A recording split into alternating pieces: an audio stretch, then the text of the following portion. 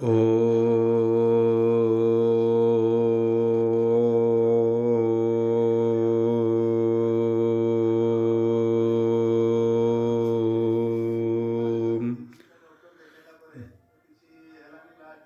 ब्रह्मा गुरु विष्णु गुरुदेवा महेश्वर। ओम नमो भगवते वासुदेवाय। ओम नमो भगवते वासुदेवाय। ओम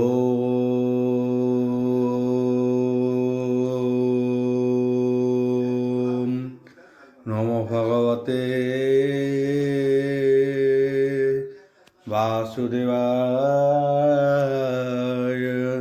तथा मंगलाचरण भागिशायस्य वदने लक्ष्येषु यच्च वक्ष्यसि यस्ते हृदय वसति तनुष्यं भजे विश्व सर्वदिवा लक्षणं श्रीकृष्णाख्य परोध्याम जगोध्याम नमामि तत माधव माधव वैश्य सर्वसिद्धि विनायते वन्दे परस्परत्यं परस्परं प्रियलोकं मूकं करति वाचलं पंगु लङ्घयते गिरि यत्कृपाहतमः वन्दे परमानंद हो माधव। जो ब्राह्मण रुद्रेणं तु स्तुतन्ति दैवस्तव देवसंग पद पश्यन्ति जो समज्ञ ध्यान अवसते गदगदे मनसा पश्यन्ति जो योगिना यशन्ते न बुद्धि सुरासुरा गण देवाय स्तुते नमः। नारायणं नमस्कृत्यं नरचैव नरोत्तमं देवी सरस्वती व्यासं ततो जयमुदीरयम्। निर्गलं कल्पितं फलविमुखाभिद्रव्ययुक्तं पिबतं भागवतं रसमलतं प्रभु। षष्ठ अध्याय अष्टम स्कंद षष्ठ अध्याय। शुक उवाच बोल प्रबंधवार हरिवल हावे मन्ते देव स्तुति शुणी शून्य प्रकाश चक्र प्राणी सहर्ष सूर्य तेज देखी बेगे बुझिले भये आखि दिग न पारहन्ति विचारी के मन्ते देखिबे श्रीहरि रहिले अंधकार छन्ने चाहि न पारहन्ति गगने मध्य जे ब्रह्मा रुद्र थिले टिके अंतरिक्ष चाहिले देखिले विष्णुर प्रकाश शरीर बुझिछि आकाश नील महेन्द्र प्राय दिशे अरुण लोचन प्रकाशे विकच पंड विकच शुंड विकच पुंड हरिका प्राय कर्णकुंडल बेनिशोय सप्त पंच सप्त कांचन प्राय मणि पीतवसन परिधान प्रसन्न चारु सर्वांगे श्रीमुखे सुंदर भूत स्वंगे अमूल्य मकुट ललाटे कांचन भूषण प्रकटे आजन्मूलम्बे चारि भुज केवर कंकण विराज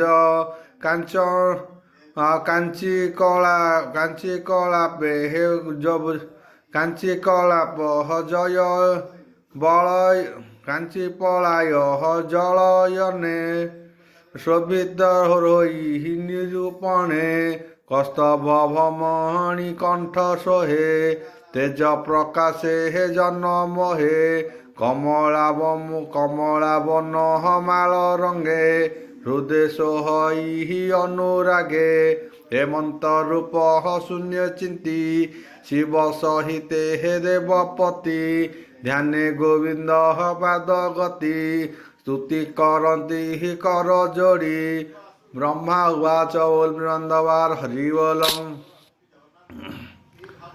आजी अज निर्मल जे स्वभावे सृष्टि पालन स्थिति लाभे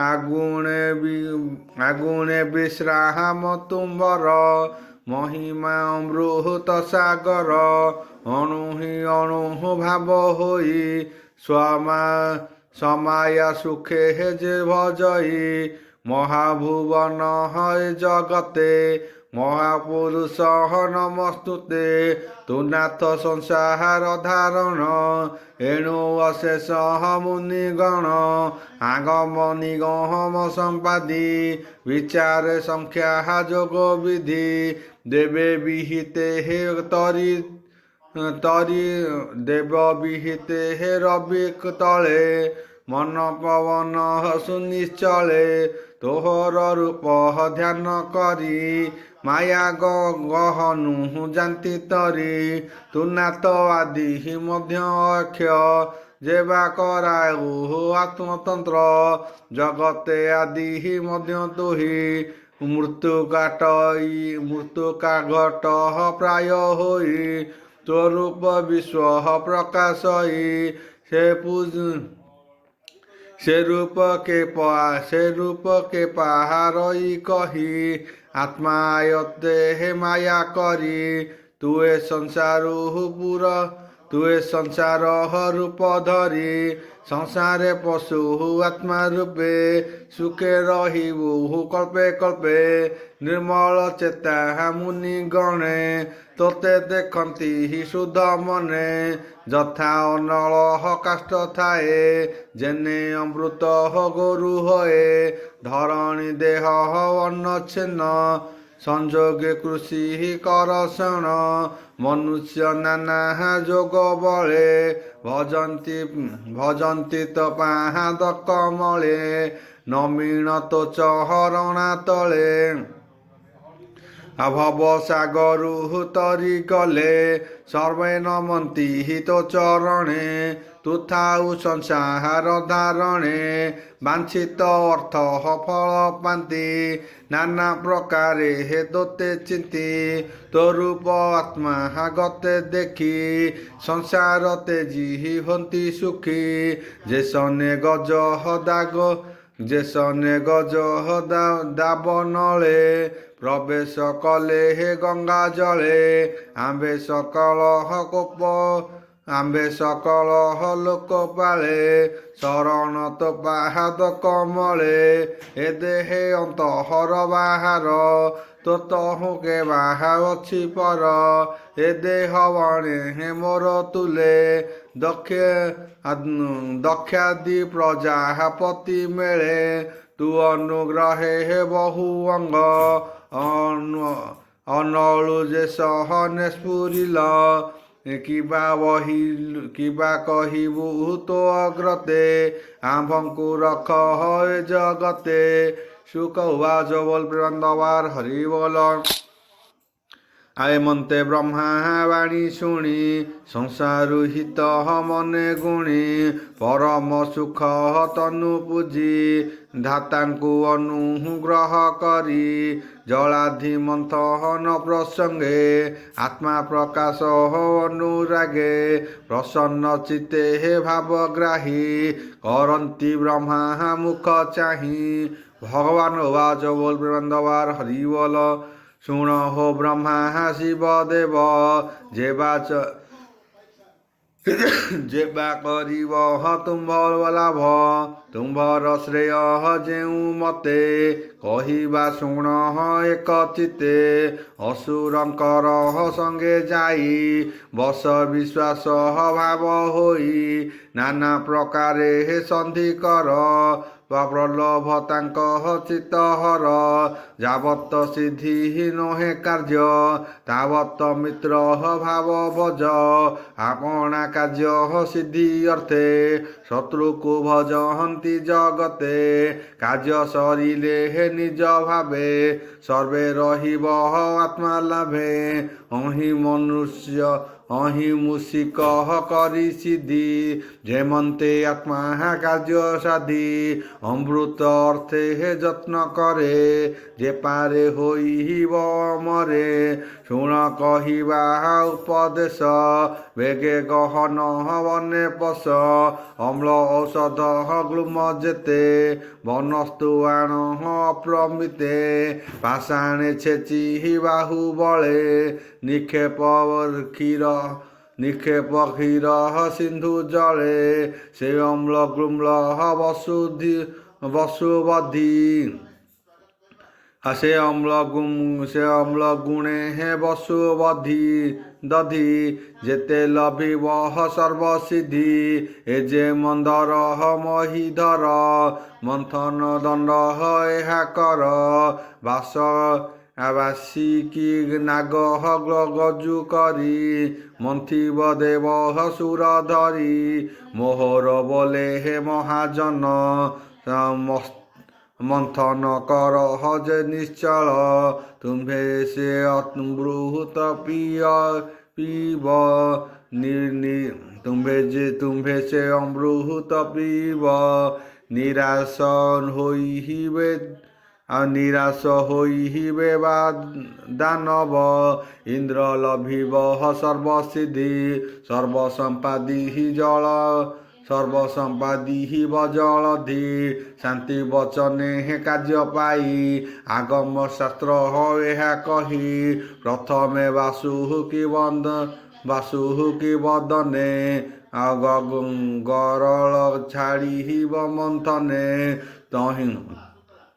ତହିଁକି ନ କରିବ ଭୟ କି ପୁଣି କରିବ ଉପାୟ ମନ୍ଥନ ଭଲ ଭି ବସ୍ତୁ ମଧ୍ୟେ ଲୋଭ ନ କରିବ ଯୁକତେ ପ୍ରାଣୀ ଯେ ଲୋଭେ ନାନା ମତେ ବସ୍ତୁ ବା ବରହନ୍ତି ଜଗତେ শুক উবাচ বল প্রেমান্দবার হরি বল ଆଉ ଏମନ୍ତେ ଦେବ ବାଣୀ କହି ତକ୍ଷଣେ ଗରୁଡ଼ ଆରୋହୀ ନିଜ ଭୁବନେ ହରିଗଲେ ଭକତ ପାରି ସଦ ତୁଲେ ରୁଦ୍ର ବ୍ରହ୍ମାଦି ଦେବଗଣେ ମିଳିଲେ ବିଷ୍ଣୁର ଚରଣେ ସକଳ ହୋଇ ଏକଚିତ ବଳି ଭୁବନେ ଉପଗତ ଦ୍ୱାରେ ଅସୁରେ ଯେତେ ଥିଲେ ଦେବଗଣଙ୍କୁ ନିରୋଧିଲେ ଦେବ ନିଷେଧି କଥା ଶୁଣି ଅସୁର କୂଳ ଚୂଡ଼ାମଣି ସନ୍ଧି ବିଗ୍ରହ ସେ ଜାନଇ ବୋଇଲେ ନିଜ ଗଣରାଇ ଦେବଙ୍କୁ ଛାଡ଼ ତୁମ୍ଭେ ଦ୍ୱାରେ କିଅ ବା କରିବ ବିଚାରେ ଏମନ୍ତେ ବଳି ଆଜ୍ଞା ପାଇ ଦ୍ୱାର ଛାଡ଼ିଲେ ହେ ଭାବ ବହି ବଳି ନିକଟେ ହେ ଦେବ ଯାଇ ଆଉ ଜୟ ଶବଦ ଉଚ୍ଚେ ଗାଇ ବଳିକି ଦେଖିଲେ ଆସନେ ବଷ୍ଟିତ ଅସୁର ଗହଣେ ସର୍ବସମ୍ପଦ ହଜାର ପୁରେ କିବା ଉପମା ଦେବାତାରେ ନିଜ ସମ୍ପଦ ଯୋଗୁ ରଞ୍ଜେ ଦିଗପାଳଙ୍କ ତେଜ ଗଞ୍ଜେ ଇନ୍ଦ୍ର ଯେ ବଳି ମୁଖ ଚାହିଁ ବିଶ୍ୱାସେ ବଚନ ବলাই ଶୁଣ ରାଜନ ଏକ ଚିତେ ଏ ତିନି ଲୋକ ସୁଖ ଅର୍ଥେ ଦୁର୍ବାସା ପାଶ ମହାଘରେ ନାସିଲା ମନ୍ଥନ ମୋହରେ ସୋମ ସବିତା ଯେତେ ଜଗଲା ନିବିଡ଼ ତମ ପ୍ରକାଶିଲା କମ୍ପଇ ତିନି ଭୁବନ ସର୍ବେ ହୋଇଲେ ହେ ଦୁଃଖ ଛନ୍ନ ଏଣୁ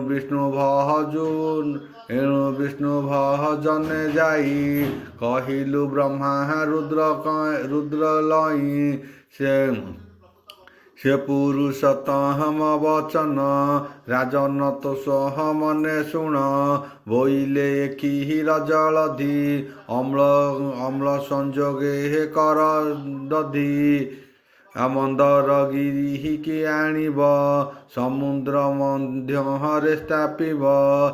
ବାସୁକି ନାଗ ଗଜୁ କରି ବେଗେ ଦାନବେ ତାହା ଧରି। ଆଉ ଯତନେ କରିବ ମନ୍ଥନ ସୁଧା କରିବ ସୁଖ ପାନ। ଯେତେ ଉପୁଜିବ ମନ୍ଥନ ଆଉ ସକଳେ ମିଳେ ତ ସମନ। ସମାନ ଭାଗେ ଭୋଗ କର ସନ୍ତୋଷ ମନେ ଦେବାସୁର। ସଂସାର ହେଉ ଏଣେ ରକ୍ଷା ଏମନ୍ତେ ବିଷ୍ଣୁ ଦେଲେ ଦୀକ୍ଷା। ଏଣୁ ତୁମ୍ଭର ସଙ୍ଗେ ଆମ୍ଭେ ମିଳିଲୁ ମନ୍ଥନ ଆରମ୍ଭେ।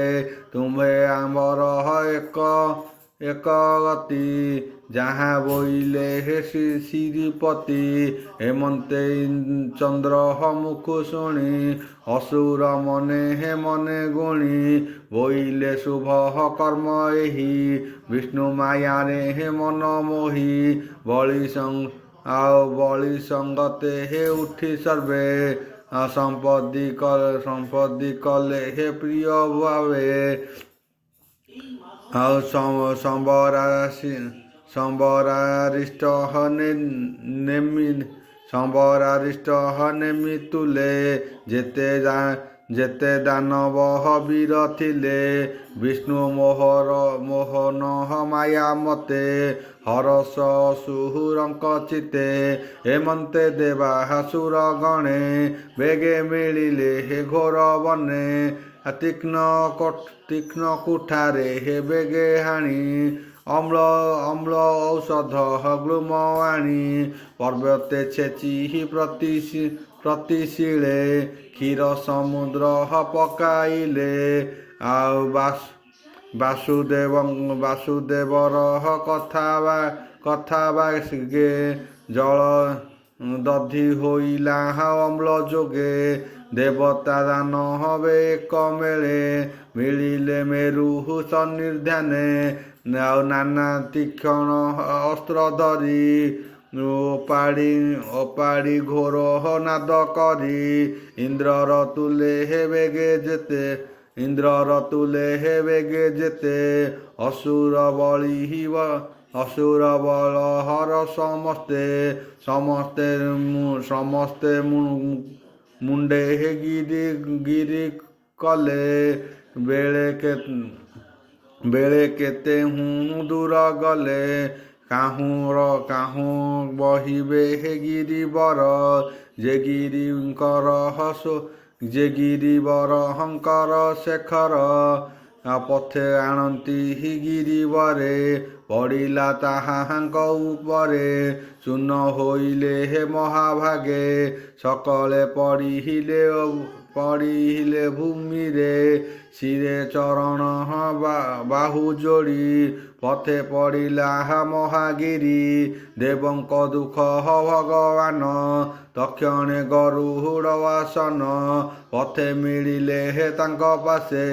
ଦେବଙ୍କ ଭକତି ବିଶ୍ୱାସେ କରେ ମନ୍ଦର ଗିରି କଲେ। ଦେବ ଅସୁରକୁ ଚାହିଁଲେ ଅମୃତ ନୟନ ନାଇ। ଜୀବନ ଦେଲେ ଭାବଗ୍ରାହୀ ଲାଗନ୍ତି ଗୋବିନ୍ଦର କର। ତକ୍ଷଣେ ପାଇଲା ଶରୀର ଗୋବିନ୍ଦ ଏକ ହସ୍ତେ ଗିରି। ନିଶ୍ଚଳେ ନିଜେ କୋଳେ ଧରି ଗରୁଡ଼ ଉଡ଼େ ଶୂନ୍ୟ ପଥେ। ବେଗେ ଦାନବ ବଳ ସାଥେ କ୍ଷୀର ଜଳଧି ତଟେ ମିଳି। ଦେବ ଅସୁର ବନମାଳି ଗରୁଡ଼ ଡାକେ ଗରୁଡ଼ କନ୍ଧୁ ଗିରିବର। କୂଳେ ନିବେଶୀ ଚକ୍ରଧର ଗରୁଡ଼ ଗଲା ନିଜପୁର ଶୁଣ ପରୀକ୍ଷ ନୃପବର ଦେବ ଅସୁରଙ୍କର ଭାବ ଜହି ଅମୃତ ଉଦ୍ଭବ ସୁଜନେ କହ ଚିତେ କର ମାୟା ସଙ୍କଟୁରୁ ନିସ୍ତର ବୋଲଇ ଦାସ ଜଗନ୍ନାଥ ଆଉ ସ୍ମନ୍ଦନେ ହେ ଭାଗବତ ଇତି ଶ୍ରୀମଦ୍ଭାଗବତେ ମହାପୁରାଣେ ପରମହଂସ୍ୟା ସଂହିତା ଅଷ୍ଟମ ସ୍କନ୍ଧେ ଅମୃତ ମନ୍ଥନେ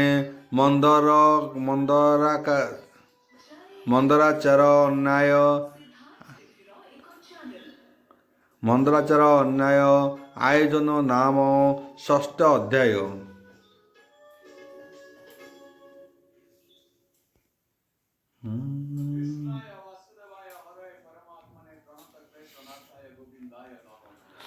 ସପ୍ତମ ଅଧ୍ୟାୟ ଅଷ୍ଟମ ସ୍କନ୍ଧ ସପ୍ତମ ଅଧ୍ୟାୟ ଶୁକ ଉବାଚ ବୋଲ ପ୍ରବାନ୍ଧବାର ହରି ବୋଲ ବ୍ୟାସନନ୍ଦନ ଅନୁରାଗେ କହନ୍ତି ପରିହିକ୍ଷିତ ଆଗେ ଦେବେ ଦାନବ ଏକ ମେଳେ ପ୍ରବେଶ ହୋଇଲେ ପାତାଳେ ବାସୁକିନି କହଟେ ମିଳିଲେ ସମୁଦ୍ର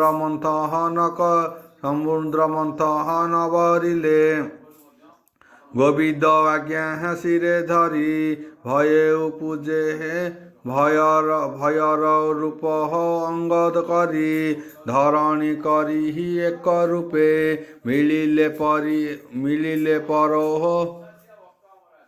ମିଳିଲେ କ୍ଷୀରର ସମୀପେ